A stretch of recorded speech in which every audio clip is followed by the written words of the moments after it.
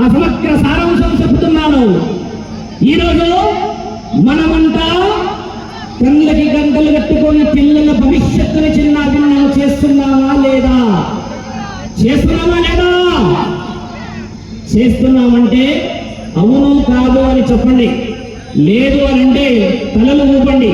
ఎందుకంటే ఈ సమావేశం ద్వారా కొన్ని ప్రశ్నలకి జవాబులు దొరకాలి. ఇందాక అన్నాను, ఈ ప్రాంగణం నాకు చాలా ముచ్చటైనది. ఎందుకన్నానంటే నేను విద్యాభ్యాసము చేసిన వేదం అది. నేను ఇక్కడ 4 సంవత్సరాలు చదువుకున్న అదే గుడిలో. మీకు చెప్తున్నా వినండి. ఒకప్పుడు ఇక్కడ విద్యాభ్యాసం ఇచ్చే గురువులు ఉండే, పురోహితులు ఉండే, వేద సాక్ష్యాన్ని అందించే వేద పండితులు ఉండే. కాదంటే మీరు అడిగి తెలుసుకోండి. అక్కడ గుడిలో నేను ఆ గుడిలో 3.5 సంవత్సరాలు చదువుకున్నానమ్మా. ఈ ప్రాంగణంలో, ఇదే ప్రాంగణంలో ఈ ప్రాంతం అంతా అడవి ఉన్నప్పుడు నేను తిరిగాను. ఇక్కడ నేను మాట్లాడుతుంది 1991 విషయం. అప్పుడు ఇదంతా అడవే.